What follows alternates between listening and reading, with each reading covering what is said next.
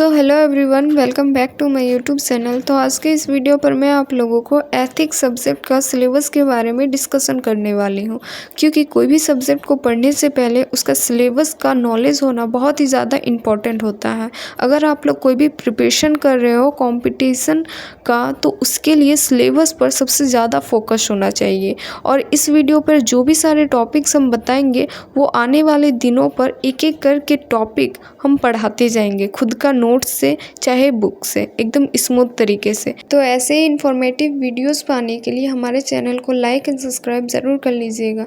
तो चलिए हम लोग अब आते हैं अपना सिलेबस की ओर।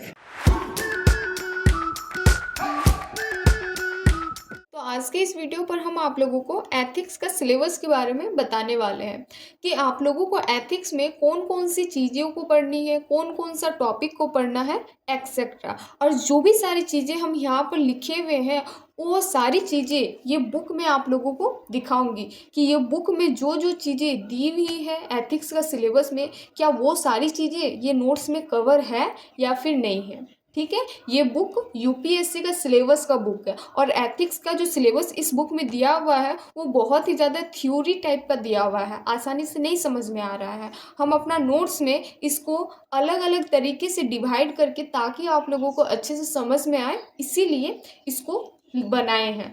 अब चलिए ज़्यादा देर ना करते हुए हम लोगों का जो वीडियो है सिलेबस से रिलेटेड उसको हम लोग स्टार्ट करते हैं। तो सबसे पहले हम एथिक्स का सिलेबस को 3 पार्ट में डिवाइड किए हैं। कौन कौन सा 3 पार्ट में डिवाइड किए हैं?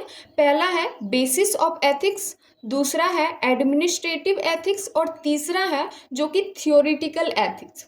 बेसिस ऑफ एथिक्स में आप लोगों को क्या पढ़ना है?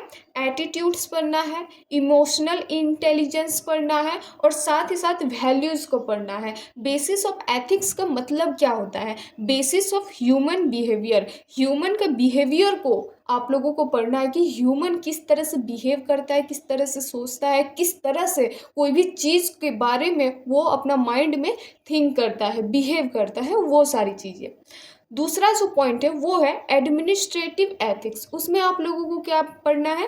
प्रोबिटी इन गवर्नेंस को पढ़ना है। दूसरा पॉइंट में है values in public service and ethics in public administration. आ रहा है बात समझ में? इसमें आप लोगों को 2 टॉपिक कवर करना है। और जो तीसरा पार्ट है वो है थ्योरेटिकल एथिक्स। थ्योरेटिकल एथिक्स में आप लोगों को क्या पढ़ना है? Ethics in human interference. और दूसरा पार्ट में आप लोगों को पढ़ना है social reformer and moral thinkers के बारे में। एडमिनिस्ट्रेटिव एथिक्स का मतलब क्या होता है उसको अब हम लोग समझते हैं। तो यहाँ पर हम बॉक्स में लिखे हैं एथिक्स या फिर importance and work in administration. Administrative ethics का मतलब क्या होता है उसको आप लोग ध्यान से समझिए। इम्पोर्टेंस ऑफ एथिक्स के बारे में पढ़ना है। एथिक्स को हम लोग एडमिनिस्ट्रेशन में कैसे इम्प्लाई करते हैं, कैसे इसके द्वारा हम लोग अपने काम को करते हैं, उसको हम लोगों को पढ़ना है एडमिनिस्ट्रेटिव एथिक्स में। थ्योरेटिकल एथिक्स में क्या हम लोगों को पढ़ना है? डिटर्मिनेशन पढ़ना है और जो एथिक्स का एसेंस होता है पीपल के प्रति, ह्यूमन के प्रति, वो एसेंस को हम लोगों को पढ़ना है। तो यही जो सिलेबस है, यही सिलेबस को आप लोगों को एथिक्स में पढ़ना है। साथ ही साथ एथिक्स में आप लोगों का एक आता है केस स्टडी। आ रहा है बात समझ में? आप लोगों को ये सारे टॉपिक्स तो करना ही है, साथ ही साथ केस स्टडी में भी फोकस करना है, क्योंकि एथिक्स का जो पेपर होता है ना, एथिक्स के पेपर में आप लोगों को टोटल 6 केस स्टडी देखने को मिलेगा। अभी आप लोगों को जो क्वेश्चन मिलता है उसका पैटर्न तो नहीं पता होगा, बहुत सारे स्टूडेंट को पता भी होगा, लेकिन इस वीडियो पर हम आप लोगों को एथिक्स का जो क्वेश्चन का पैटर्न होता है उसके बारे में भी डिस्कशन करेंगे। तो ये जो है ये हम लोगों का एथिक्स का सिलेबस है, जो कि अभी हम बुक में भी दिखाएंगे। जो हम आप लोगों को बुक दिखाए हैं ये यूपीएससी का सिलेबस वाला बुक, इसमें भी दिखाएंगे। अब हम लोग आते हैं कि एथिक्स का जो पेपर होता है, जो क्वेश्चन दिया जाता है, वो किस तरीके का पैटर्न में रहता है। आ रहा है समझ में? चलिए अब हम लोग आते हैं एथिक्स का पेपर में कि क्वेश्चन का पैटर्न किस तरह से रहता है। तो हम लोग आते हैं एथिक्स का पेपर में। जब आप लोगों को एथिक्स का क्वेश्चन मिलेगा ना, तब एथिक्स का जो क्वेश्चन का पैटर्न होता है वो उसको अब हम लोग समझेंगे। तो आप लोगों को एथिक्स का पेपर में टोटल 2 सेक्शन मिलेंगे। क्या क्या मिलेंगे? 2 सेक्शन, सेक्शन ए और सेक्शन बी मिलेंगे आप लोगों को। अदरवाइज जो जीएस पेपर 1, 2, 3 है ना, उसमें टोटल आप लोगों को 20 क्वेश्चन देखने को मिलेगा, कोई भी सेक्शन वगैरह नहीं देखने को मिलेगा। लेकिन एथिक्स का पेपर में आप लोगों को 2 सेक्शन देखने को मिलेगा, सेक्शन ए और सेक्शन बी। सेक्शन ए में टोटल आप लोगों को 13 क्वेश्चन देखने को मिलेगा, जो कि 10-10 मार्क्स के होते हैं। टोटल हो गया आप लोगों को यहाँ का 130 नंबर। और सेक्शन बी में आप लोगों को केस स्टडी क्वेश्चन देखने को मिलेगा, जो कि टोटल केस स्टडी 6 रहेंगे और हर एक केस स्टडी 20 मार्क्स के होंगे। तो 6 केस स्टडी रहेंगे और 20 मार्क्स के होंगे, तो टोटल नंबर कितना हो गया? 120। अब यहाँ पर 130 और 120 दोनों को प्लस करेंगे तो 250 मार्क्स होगा। तो हम लोगों का एथिक्स का पेपर कितने मार्क्स का होता है? तो 250 मार्क्स का होता है। आ गया बात समझ में? तो ये है हम लोगों का एथिक्स का क्वेश्चन का पैटर्न। अब हम लोग आते हैं एथिक्स का जो आंसर होता है ना, वो आंसर तो क्या क्या रिक्वायरमेंट मांगता है, मतलब कि एक अच्छा आंसर लिखने के लिए आप लोगों को किन किन चीज़ों का ध्यान रखना पड़ेगा।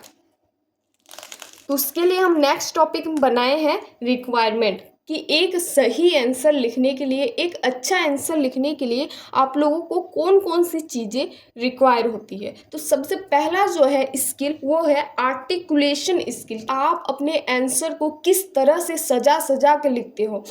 ये आर्टिकुलेशन स्किल सिर्फ एथिक्स में ही नहीं बल्कि हर एक पेपर में लागू होता है।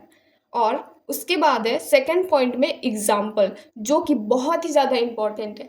एथिक्स में जितना ज़्यादा आप लोग एग्जाम्पल ऐड करोगे ना, चाहे आप लोग न्यूज़पेपर से पढ़े हो, चाहे आप लोग कोई भी मैगजीन वगैरह से पढ़े हो, चाहे आप लोग बुक में कोई भी एग्जाम्पल देखे हो, आप लोग अगर अपने आंसर में कोई भी एग्जाम्पल को अटैच करते हो, एग्जाम्पल देते हो, तो एग्जामिनर बहुत ही ज़्यादा खुश होता है। लेकिन एक बात का ध्यान रखना है कि अपने एग्जाम्पल को रिपीट नहीं करना है, क्योंकि एथिक्स में तो कोई 1-2 क्वेश्चन नहीं आएगा, कई सारे क्वेश्चन आएंगे। आप लोग यहाँ पर देखे ही है कि यहाँ पर 13 क्वेश्चन है, फिर यहाँ पर 6 क्वेश्चन है, तो ऐसे करके बहुत सारे क्वेश्चन आएंगे। तो हर क्वेश्चन में जो भी आप लोग एग्जाम्पल दोगे, वो एग्जाम्पल टू को रिपीट नहीं कीजिएगा। कोई भी एक ही एग्जाम्पल टू को 5-6 आंसर में नहीं लिख दीजिएगा, नहीं तो फिर एग्जामिनर नाराज़ हो जाएगा और उसके कारण आप लोगों का जो नंबर है वो भी डिक्रीज होने का चांस हो जाएगा। तो अपने एग्जाम्पल को तो आप लोगों को देना ही है अपने आंसर में, लेकिन एग्जाम्पल को रिपीट नहीं करना है हर क्वेश्चन का आंसर में, ठीक है।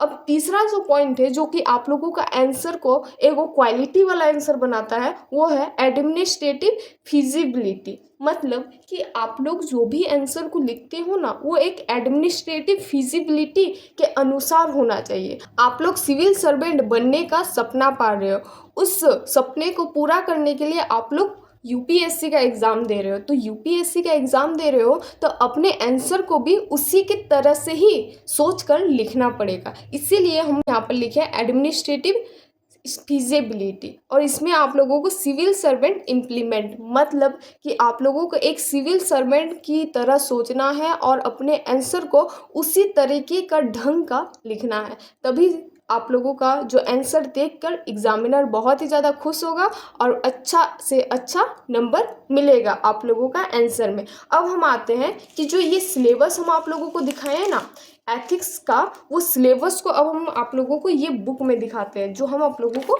बोले थे कि ये जो हम लिखे हैं अपना नोट्स में, इसमें सारा चीज़ ऐड हो रहा है या फिर नहीं। देखिए,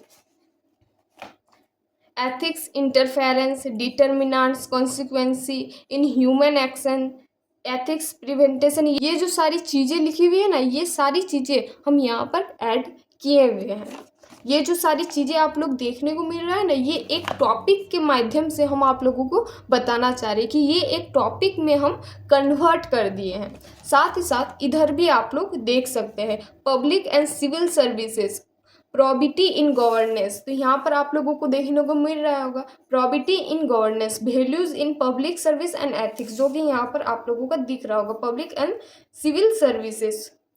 फिर है attitudes, aptitudes, attitudes, values, aptitudes भी इधर कहीं होगा। फिर लास्ट में दिया हुआ है case study in above issues, मतलब कि यहाँ पर जितने भी सारे आप लोगों को दिए हुए हैं सिलेबस में वही चीज़ से रिलेटेड आप लोगों को केस स्टडी दिया जाएगा और वही केस स्टडी को पढ़कर समझकर जो भी सारे क्वेश्चन पूछे जाएंगे वो क्वेश्चन को आप लोगों को लिखना है। ये जो सारे टॉपिक्स है ना, ये टॉपिक्स के अंदर भी बहुत सारे सब टॉपिक्स है। आ रहा है बात समझ में? अब हर एक टॉपिक को हम आने वाला वीडियो में आप लोगों को इन डिटेल करके समझाएंगे। ये मेरा एथिक्स का सेशन चल रहा है। अगर आप लोग इंटरेस्टेड है तो फिर ज़रूर से ज़रूर मेरा ये वीडियो को, ये चैनल को सब्सक्राइब कीजिए, लाइक कीजिए, ताकि इसी तरीके का इंफॉर्मेटिव वीडियोस आप लोगों को मिलता रहे। ठीक है, तो अब हम लोग मिलते हैं नेक्स्ट वीडियो पर। तब तक के लिए tata bye bye, see you.